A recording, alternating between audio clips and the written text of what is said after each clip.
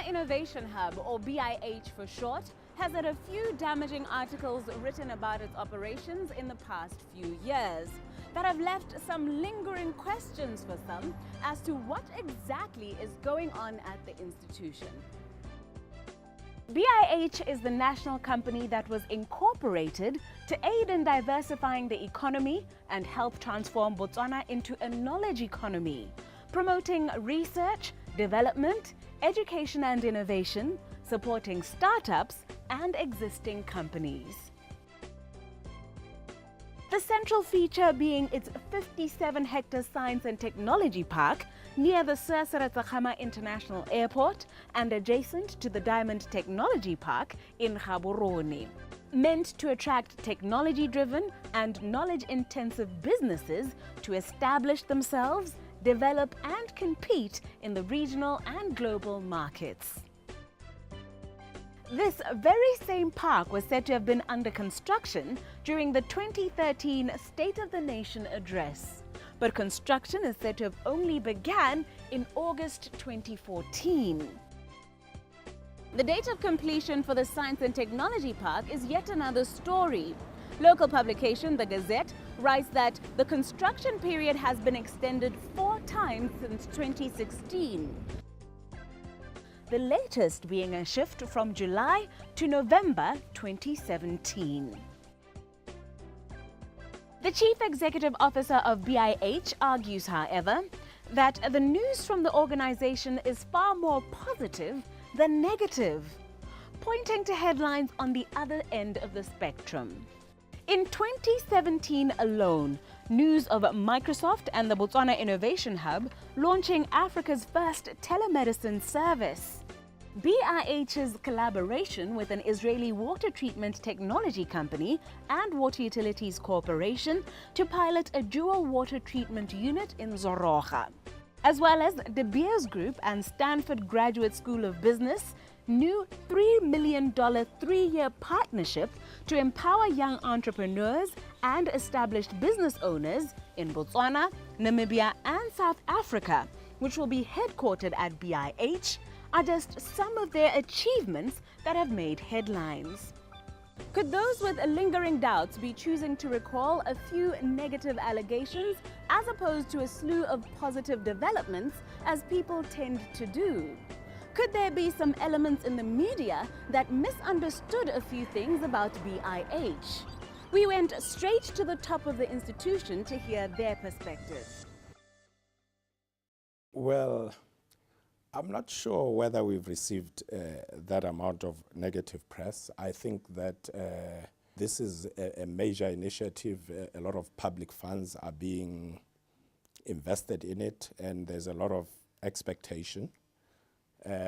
We are on the journey there. This is a tough assignment in terms of carving out a new area of our national life, our national economy. We haven't quite arrived, but I'm quite confident that we are on the way there in terms of being able to deliver substantially on the mandate. So you feel how the media has portrayed BIH is accurate thus far? Well, to be honest, I don't think there's been overwhelming negative press. I think some of the headline achievements that we've made have been covered accurately. You know, we've made a lot of movement in terms of working with a concept that wasn't there and implementing part of effectively the Botswana Excellence Strategy and bringing it to fruition as one of the original hubs. I think we've moved furthest and fastest as part of this transformational agenda of Botswana Excellence Strategy. And I think there's been a lot of recognition. I think we've activated a lot of people who wouldn't have stepped forward to say that they are innovators. We have moved forward in terms of the perceptions internationally about what is possible regarding innovation in Botswana. I'm sure that a few years ago, people would have said, Botswana, no, that's not, there's no innovation going on there. But we have proved that some of the ideas are viable. We have formed effective partnerships with leading global corporates. We've worked with youth entrepreneurs. We've traveled all over the country tapping onto some of these concepts and ideas. And I think that going forward, some of the real and tangible benefits of all this will be felt. What would you say are the key achievements that have been achieved by BIH? Well, point number one, the major assignment was to develop a science and technology park that becomes a national focal point for moving our innovation agenda forward. This has been done significantly. The park is part of the new special economic zone near the airport. It's a purpose-built area or zone that will become, in terms of being at the forefront of the transformational agenda for the country, but also for the city of Gaborone in terms of opening out a new precinct outside of the CBD that becomes, a locus of economic activity and so on. We demarcated 41 plots where partners come forward with concepts, development plans. Some of these have been, the leases have been signed and they will move forward with their developments. To give you an example, Bofinet will create its technical center there. We have a satellite communication company which came from an Australian background. They've started their communication business there. We have potential medical pharmaceutical companies. But in addition to that, the so-called, as we call it, the icon building, the facility that we've been working so hard on, is substantially up. And when I say that we will have the Science and Technology Park up and running, I mean bringing that facility to fruition so that it becomes tangible and alive that, yes, indeed, these are the partnerships. This is the networking activity. These are this is what is being implemented. This is the services on offer. So I'm quite confident that based on that, the impact will begin to be felt.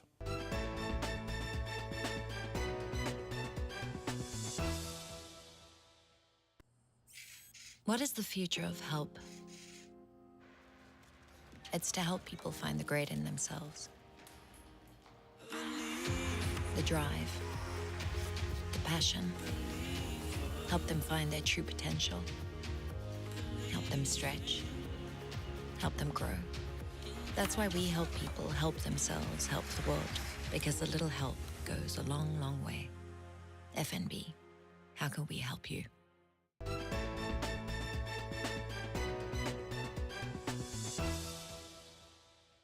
Welcome back to First Issues as we get a look into the goings-on at the Botswana Innovation Hub. Speaking to none other than the CEO of the corporation, Alan Boswain. Speaking of the impact, once all the structures have been complete and things have come together and partnerships have been established, what is the one thing that you could point to when all is said and done that will say the Innovation Hub was a great idea and public money was well spent? Well, I think that this is a new era in terms of business internationally, regionally, and we shouldn't be left behind. In terms of some of the key indicators, our uptake of science, technology, and innovation, they were fairly coming from an extremely low base.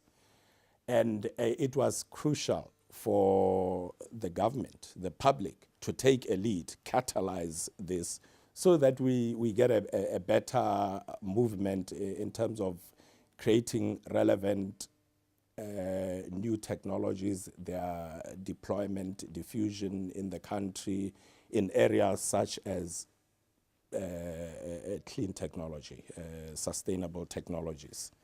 How do we use some of the innovations from outside or from inside the country? Water treatment technologies, helping communities. How do we, in the area of solar, how do we begin to tap onto some of the companies that are active out there, or individual entrepreneurs or established companies? Issues such as ICT.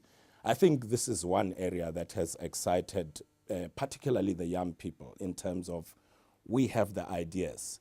The threshold of starting these businesses is relatively low. I just need to have good concepts, good ideas. The Innovation Hub can assist me in terms of mentorship, in terms of the facilities, the IP, and so on. And so we've begun to see some of very interesting concepts and ideas come forward. So that's a high impact area. That what I would like to see is that it's not only people, whether it's young people or whoever, putting forward ideas and saying, this looks nice. It's a question of, how do these move into business, into products and services where someone's livelihood can be sustained out of that. The third area that we strategically we deal with, which has a lot of linkage to our national economies in terms of mining technology. We are working with some of the global mining companies, local mining companies, and forth in terms of life sciences. The crucial turning point is in seeing that this facility, this park, this investment begins to yield new products and services that are in use in Botswana on a wide scale, but also potentially exportable. But to achieve that takes a Herculean effort in terms of partnerships, academia, financing partnerships, facilitation in terms of market access, in terms of creating the environment that people can test, prototype, whatever concepts and designs they have. And all of this that we've been doing is geared to that. The outcome at high level is in ensuring that there's more investment, there's more impactful, innovative solutions.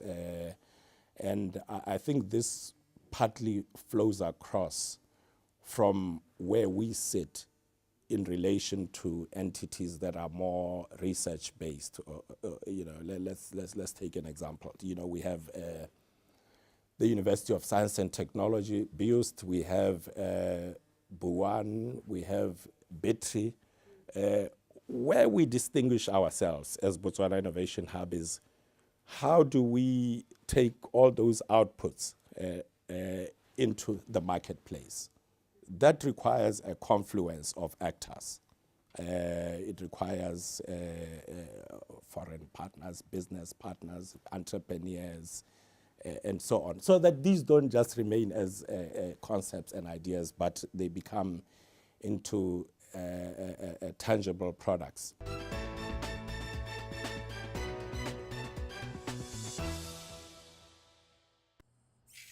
What is the future of help?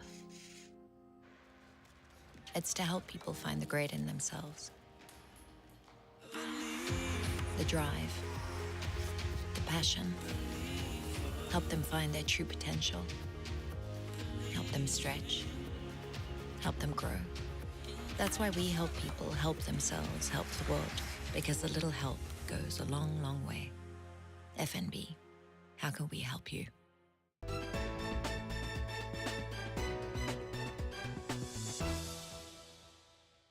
Welcome back to First Issues. With our entrepreneurial and consumer audience in mind, we frequently feature topics focusing on individuals, households, as well as firms' behavior in decision-making and the allocation of resources.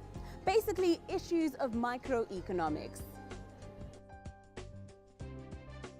But since these are not the only factors to be considered in the formulation of sound financial plans, we thought to broaden the scope of our educational offering to include larger scale or general macroeconomic factors.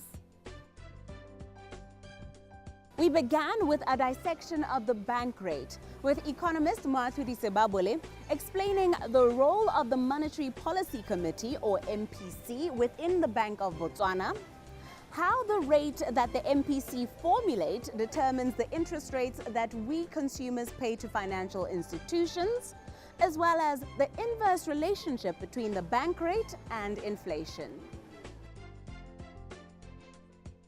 As a follow-on to that conversation, tonight we look to disambiguate the very term inflation. You may remember the term from Zimbabwe's hyperinflationary episode 10 years ago, when the central bank eventually printed $100 trillion notes in 2008, and inflation topped 500 billion%. This is in stark contrast to Botswana's inflation rate, that this year was recorded as being the lowest among the 5 Southern African Custom Union or SACU member states, the other countries being South Africa, Swaziland, Lesotho and Namibia. But what does all this mean for you and me, the consumer, in the bigger scheme of things? Mathudi Sebabole returns to educate us. Yeah, the definition term of inflation really is the level of price changes. So the overarching term of it, and when you hear inflation is at 3.4%, it essentially means prices have changed positively to that 3.4%. So that is the most simple, basic definition of inflation. But in terms of inflation as a term, there is a construct of that figure that we know as inflation, and it's usually called the consumer price index. So by definition, like I've said, because inflation is the price changes, that's why it's called the consumer price index. So it's meant to kind of follow a behavior of consumer in terms of their consumption patterns. So we look at inflation for Botswana, we've got about 10 or so items in the basket that makes up your CPI, the consumer price index. Within the 10 baskets, it varies across a whole different items that you consume on a day-to-day, month-to-month, year-to-year basis. You've got food in there, you've got things like transport, you've got things like alcohol and non-alcoholic beverages, you've got communication, which is where your calling, etc., your cell phone purchase prices comes in. You've got your furniture, you've got your housing rentals, you've got your utilities, which is what you pay as a bill for water, electricity. So it's meant to be that comprehensive basket that covers almost every aspect of your consumption pattern as a consumer. So that is what kind of then guides the setup, the inflation figure that you see. And so within even this basket of the 10 items, they are weighted to try and see if you're an Ameto and you're consuming, does a majority of your spending go towards food versus communication, for example. So that is where the weighting comes in. So essentially, whatever it is that you probably spend on much more as a consumer will be weighted higher in that basket. So by translation, when whatever is weighted higher, the price of that moves much higher. It will affect your inflation price, because if the price of sugar is going up, and we tend to depend on sugar for a lot of things, for manufacturing chocolates, for having your tea or your coffee, etc., is going to affect the price that you are paying on a day-to-day, and it should affect your inflation much more aggressively. If the price of bread is going up, the price of cereal, the price of rice, you will feel it probably much more than the price of airtime going up, as an example, right? So this is that is the context of the setup of the inflation figure. So that's why in a lot of instances, as a consumer, you feel the effects of the basic inflation more than any other. If your furniture prices are going up, you probably won't feel it as much as the food prices going up, the fuel prices going up. the public transport fee is going up because you deal with that on a day-to-day basis. So that is how then the inflation will probably then affect you as an individual or as a consumer. Is it calculated before a certain time period or after? How do I use it to understand the environment I'm currently in? Do I check to see, oh, inflation is at 4%, that means my next year or my next month is going to be tougher than the period before? How does that work? Yeah, okay, so in terms of the basic direction really, when you have a scenario where inflation is continuously going up, it is speaking to the fact that there's an increase in price pressures. So if there's an increase in price pressures, it means you probably as a household or as an individual probably have to now be paying more for the same goods and services that you've been getting. You are feeling it in your pocket. You are feeling it in your pocket. So if you were used to an inflation figure of say 2.8%, and then you have a situation where now we're tracking around 3.4%, definitely if there's a connection with what's happening on the ground, you should be feeling it more. How are we feeling it more compared to last year? We know, I'll give an example of sugar again. So South Africa changed the taxes around sugar, I think around 20% in the budget review earlier on in the year. If you look at the price of sugar, I actually was in Tonota a week ago. And I was shocked at the price of 12 kg of sugar, around 140 or so. I mean, your rice is 85 pula. 12.5 kg when it's not on special is 140 pula. Why is that the case? It's because where we get the sugar, where we buy our sugar from, there's been changes in terms of taxes or in terms of even the production cost. You will feel it as a consumer because you then buy in the final product. And that's why when you look at the inflation figure, the 3.4%, and try to see where the rice has come from, you will actually see it's increasing because the price of sugar is increasing. It's going to affect other byproducts of that. It could be, again, your chocolates.